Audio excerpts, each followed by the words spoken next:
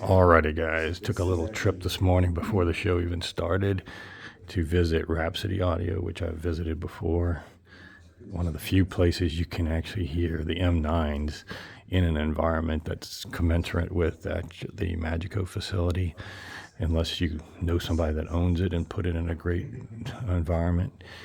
But yeah, look at this stuff. If you hadn't seen my previous video, Pilium electronics, but if I had a turntable, probably I'd just go straight for this one because it's badass. The V'ger. Those are familiar with Star Trek. V'ger, Voyager with the O, not linear tracking, vacuum pump. Really cool. What cartridge are you using on this, Chris? He's not in here. Oh.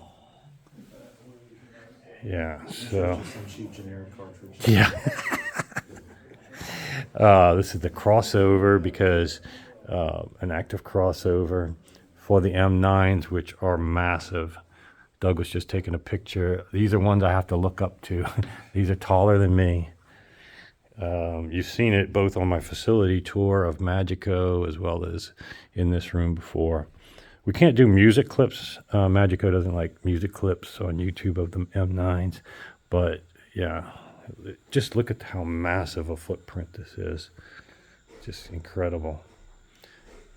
And then these room treatments are nothing to sneeze at. These are Kaiser, which makes the Panzerholz speakers.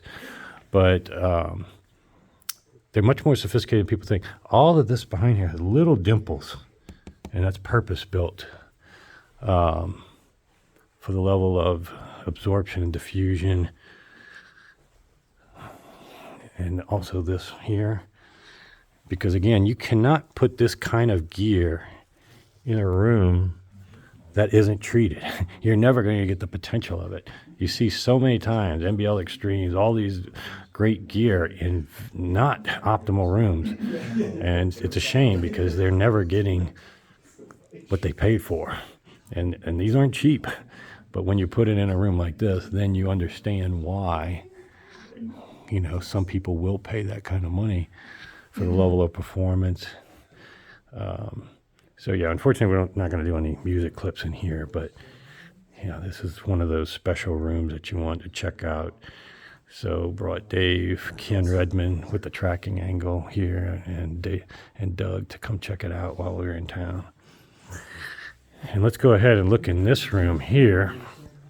These are the Desus horns I've featured. I do have music clips with them in the past. And you're setting up a turntable here, huh? So you're in the midst of setting this one up, huh? Yeah. All right, refresh my memory on this one here. It's the Kondo Genga. Genga Kondo. I believe they made 12 of those. 12. And this arm and the cartridge on here. That's the Kondo IOM with an SME V12. That's a badass looking cartridge. And some more Kondo. Yeah, these are lust-worthy in the realm of people that are into the tube amps. Not cheap, but the pride of ownership just having them, plus the performance, is off the charts with these. And then again, this, relatively speaking, is not that expensive. This would be a beast to ship, but yeah. It costs as much to ship as it does to actually buy. Yeah, but it's impressive. Make it in any size, shape, form that you want. Yeah, but we're talking about less than 5 figures for this, I think. But yeah, you're gonna probably combine once you buy it. And then Alsyvox, one of my favorites. I found something here I can afford. What? Oh yeah. And so looking over here, it's got some dart seals, demo or loan or something like that. But yeah, these other. All right, what's this? I think I saw one of these yesterday for the first time.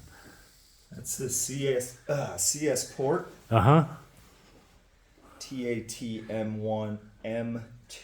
TAT1M2 with a Kuzma Saphir 9 arm on it and a top wing Red Sparrow cartridge. That is a combo. That killer. I saw it for the first time. That turntable yesterday. That's badass. Really cool. And so, okay, let's talk about these amps here. This is cool. This is the CS Port GM70 stereo amplifier. And I actually have two of them, so I have them set up to run in a bridge configuration. Cool. Which puts out about 60 watts per channel at 8 or 4 ohms. Okay. So, and you just demoing. but they have a lot of, these amps have a lot more power than their wattage will lead you to believe. Because you're using them to drive the Alsyvox, is that right? Yeah, they drive the Alsyvox. Just fine. Just fine, and, you know. Beautiful. Let's look at this one. This is another CS port. Is it? That's a CS port. That's the 212 mono. That's a single 212E tube, which is about 2.5 times the size of a 211. That's badass. That is cool. Those are 40 watts per channel. Really? No kidding. You're not going to be tube rolling that. It's very difficult. Can't go on eBay. Just find one of those. Yeah. And yeah, the Alsyvox, for those that don't know, this is one of my favorite line source panel speakers. It does give you that acoustic wave that so many are lacking. The magnets in here are very powerful. These are expensive, but they are basically every trade-off that you have with a Maggie is taken care of when you buy these. So if you have the budget and you like Maggies, this is your dream speaker. Outboard crossover, separate. You can get it with or without. This is the Botticelli. I wonder with Kaiser Acoustics at all. Really cool stuff. Yeah. You must have sold all your Kaisers, huh? Or did you bring them to I your took house? them to my house. Okay, yeah. Those are really cool too. They made of Panzerholz. And I remember, yeah, that was a really nice one. So I guess maybe we'll listen to a few things while we're here. And I think Carl from 3MA said he might stop by if he gets in town soon enough. But yeah, this is badass. So again, it's at Rhapsody Audio in Dallas, Texas. Appointment only though, right? Correct. Because it's a little bit further out, and it's, you know, you want to have a dedicated demo for this type of. And then also let's talk about the construction of the room. This is basically a warehouse industrial park, but you created 2 rooms within a room that are pretty much better than anybody can do, even in a purpose-built room in their home, which a lot of times at dealers you have to sacrifice and extrapolate what the performance limitations are there compared to your home. Here you don't. You probably are going to downgrade. These doors here, you know, who's going to have a sealed room like this? You know, these doors, piano hinge, they're so heavy. And deep. What kind of construction did you have in the walls? You had some. It's 2x8 wood frame, Yeah. and then on both the inside and outside skin of the studs, we have something called Quiet Rock 545. Okay. Which is 5 layers of glue laminated 1/4-inch drywall and a sheet of 20 gauge steel or aluminum inside of it. And all 5 walls inside of the room, if you will, are sheeted in that.